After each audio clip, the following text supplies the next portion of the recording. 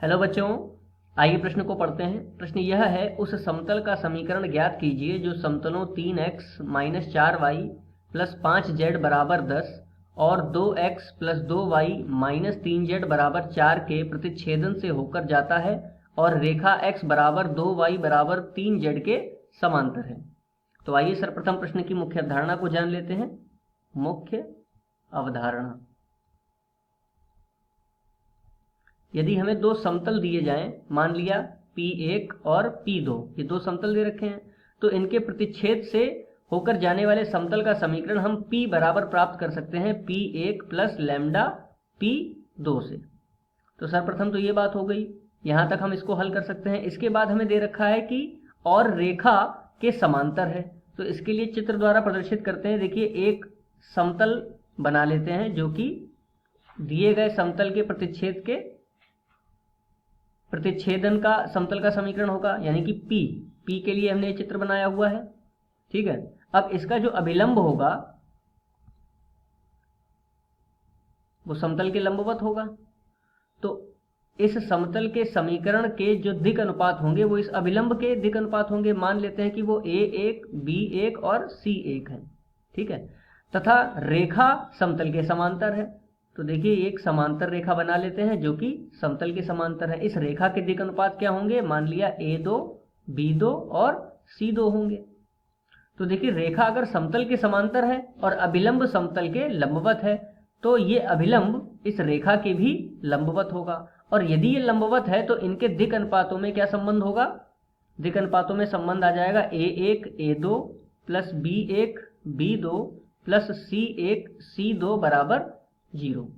ये संबंध तब होता है जब एक रेखा दूसरी रेखा के लंबवत हो। तो यहाँ पर देखिए, अभिलंब तथा यह रेखा जो कि हमें प्रश्न में दी गई है, इन दोनों के बीच में 90 अंश का कोण बन रहा है, अर्थात ये दोनों लंबवत हैं, तो इनके दिक् अनुपातों में निम्न संबंध होगा। आइए इस आधार पर प्रश्न को हल करते हैं।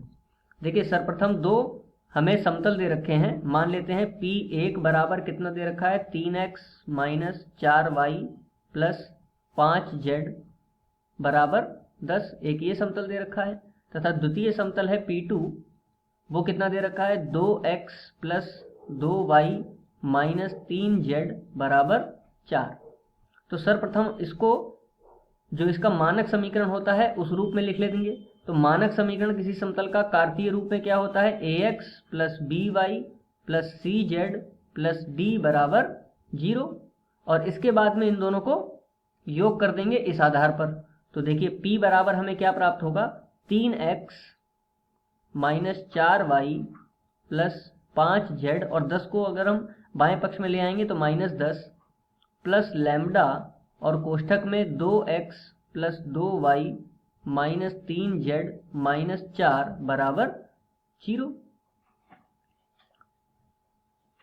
क्योंकि हम सभी को बाएं पक्ष में ले आए हैं इसलिए बराबर में 0 लिख सकते हैं। अब इसको हल कर लेते हैं तो हमें समतल का समीकरण क्या प्राप्त होगा? देखिए, x का गुणांक यहाँ पर 3 है और यहाँ पर x का गुणांक क्या होगा? 2 लैम्डा।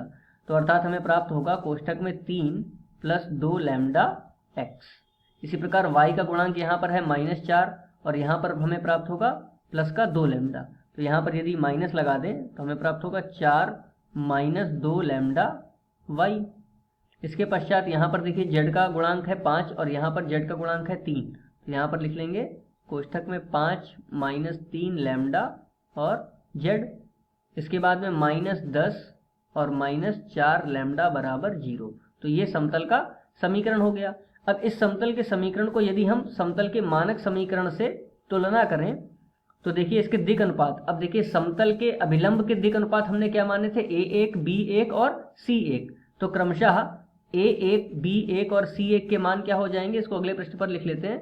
A1 का मान आ जाएगा 3 plus 2 lambda, 3 plus 2 lambda. B1 का मान क्या आ जाएगा? B1 का मान आ जाएगा माइनस 4 कोष्ठक में है, माइनस कोष्ठक में 4 माइनस 2 लैम्डा, माइनस कोष्ठक में 4 माइनस 2 लैम्डा। तथा C1 का मान क्या आ जाएगा? C1 का मान आ जाएगा 5 माइनस 3 लैम्डा। तो इसको लिख लिया 5 माइनस 3 लैम्डा। अब ये दिक् अनुपात हो गए समतल के अभिलंब के। यहाँ पे लिख देते हैं समतल के अभिलंब के दिक् अनुपात।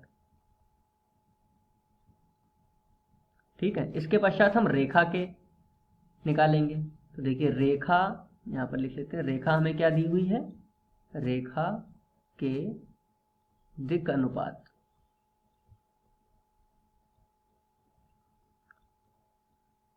तो सर्वप्रथम प्रश्न में दी गई रेखा है x बराबर 2y बराबर 3z, x बराबर 2y बराबर 3z। तो रेखा का जो कार्तीय रूप होता है वह क्या होता है, रेखा का कार्तीय रूप होता है x माइनस एक्स एक बटे a बराबर y माइनस वाई एक बटे b बराबर z माइनस z एक बटे c, जहां पर x1 y1 और z1 क्या होते हैं, जिस बिंदु से रेखा गुजर रही है, तथा a b c उस रेखा के दिक् अनुपात होते हैं। तो सर्वप्रथम हम दी गई रेखा को इस मानक समीकरण के रूप में लेकर के आएंगे। तो इसके लिए क्या करते हैं, दी गई समीकरणों को 6 से भाग कर देते हैं। तो देखिए यदि हम 6 से भाग करें तो हमें क्या प्राप्त होगा, x बटा 6 बराबर 2y बटा 6, तो 2 से 6 कट जाएगा अर्थात y बटे 3 बराबर 3z बटे 6, तो 3 से 6 कट जाएगा तो z बटे 2। अब यदि हम तुलना करें इस समीकरण की मानक समीकरण से तो हमें यह दिखाई दे रहा है कि x1 y1 और z1 के मान 0 हैं, अर्थात वह मूल बिंदु से गुजर रही है, तथा इसके दिक् अनुपात a b c के मान कितने होंगे, 6 3 2। अब प्रश्न में जो चित्र है, चित्र में देखिए हमने रेखा के दिक् अनुपात क्या माने हैं, a2 b2 और c2। तो इसको लिख लेते हैं, a2 बराबर कितना हो जाएगा 6, b2 बराबर कितना हो जाएगा 3 और c2 का मान कितना आ जाएगा 2।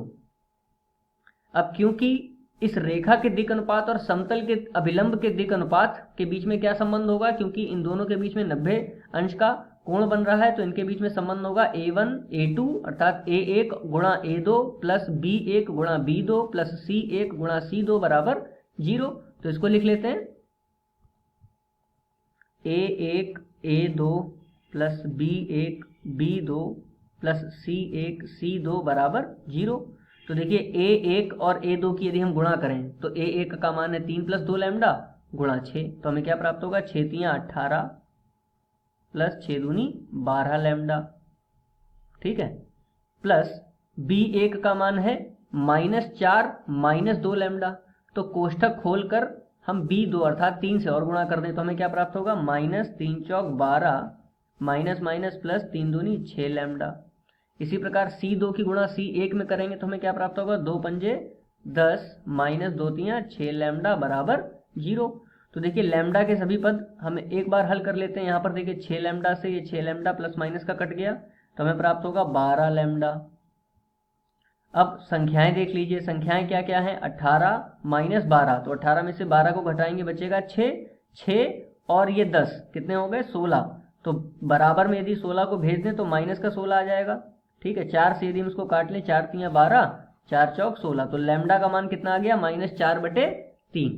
तो इसको लिख लेते हैं, लैम्डा का मान आ गया -4 बटा 3। अब इस लैम्डा के मान को जो समतल का समीकरण है उसमें रख देते हैं। तो समतल का समीकरण क्या आया था, समतल का समीकरण था 3 प्लस, देखिए p का मान क्या आया था, 3 प्लस 2 लैम्डा x, ये समतल का समीकरण है, इसको लिख लेते हैं, 3 plus 2 lambda x, 3 plus 2 lambda x minus 4 minus 2 lambda y, 4 minus 2 lambda y plus 5 minus 3 lambda z, 5 minus 3 lambda z minus 10 minus 4 lambda बराबर 0। यही मान था, -10 माइनस 4 लैम्डा बराबर 0। अब आइए लैम्डा का मान यहाँ पर रख लेते हैं। तो देखिए लैम्डा का मान रखने पर क्या प्राप्त होता है, 3 प्लस 2 और लैम्डा का मान है -4 बटे 3, तो यहाँ पर कितना हो जाएगा, -4 दूनी 8 बटे 3। ठीक है, x माइनस 4 माइनस, देखिए यहाँ पर -4 रखेंगे तो -4 दूनी 8, यानी कि ये प्लस का बन जाएगा 8 बटे 3 y plus 5 minus minus plus 3 से 3 कट जाएगा तो हमें प्राप्त होगा 4 z माइनस 10 माइनस, यहाँ पर गुणा होगी तो 4 चौक 16, वो भी प्लस के, और बटे में 3 बराबर में 0। तो इसको हल कर लेते हैं। देखिए 3 तियाँ 9, यहाँ पर यदि लासा लें तो 3 तियाँ 9 में से 8 जाएगा तो कितना बचेगा 1, यानी कि 1/3x माइनस यहाँ पर कितना आ जाएगा 3 चौक 12 और 8 20, तो माइनस का 20/3y प्लस 5 4 9 z, और यहाँ पर यदि लासा लेके हल कर लें तो 3 धाम 30 और 30 में से 16 घट जाएंगे क्योंकि ये प्लस का है और ये माइनस का है, तो 30 में से 16 घटेंगे तो कितना आ जाएगा 14, यानी कि -14/3 बराबर में 0।